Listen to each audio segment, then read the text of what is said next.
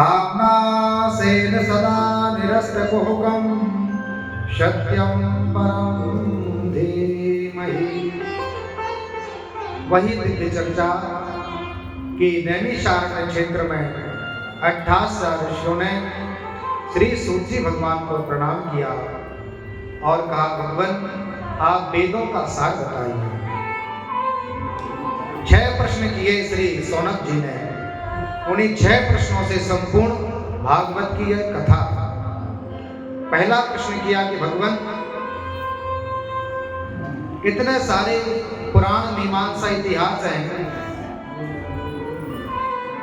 बहुत सारे लौकिक आचरण हैं, भगवान के कर्मकांड की बड़ी पद्धति है, इसलिए भगवान आप वेदों का सार बताइए।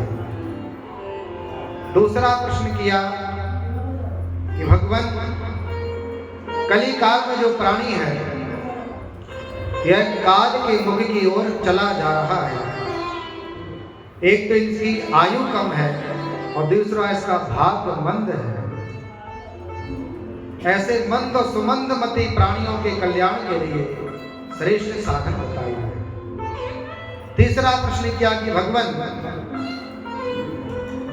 हमने सुना है कि भगवान अजन्मा है, और जब भगवान अजन्मा है तो भगवान दशरथ नंदन क्यों हुए, भगवान यशोदा नंदन क्यों हुए, और जब भगवान यशोदा नंदन हुए, जब भगवान दशरथ नंदन हुए तो भगवान अजन्मा कैसे है।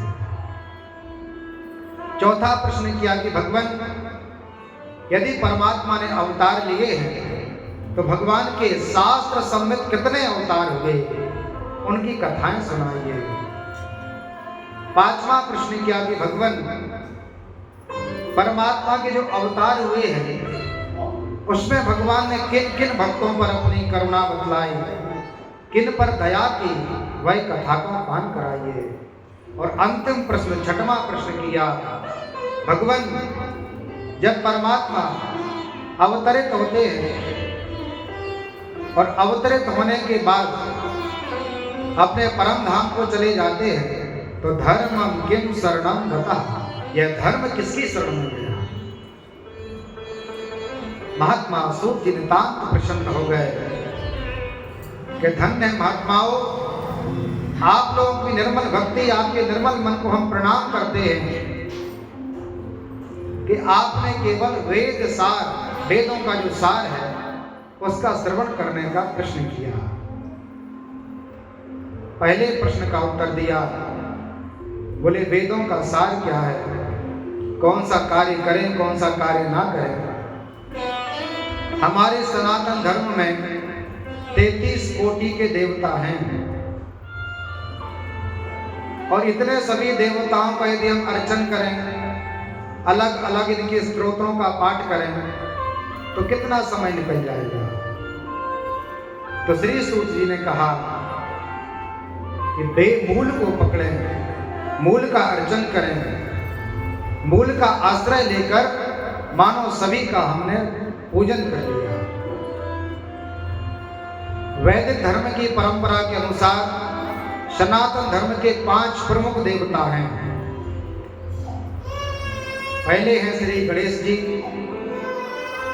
दूसरे नंबर में भगवती मां दुर्गा मैया, तीसरे देवता है श्रीमन नारायण भगवान, चौथे देवता है श्री शिव जी और 5वें देवता है श्री सूर्य।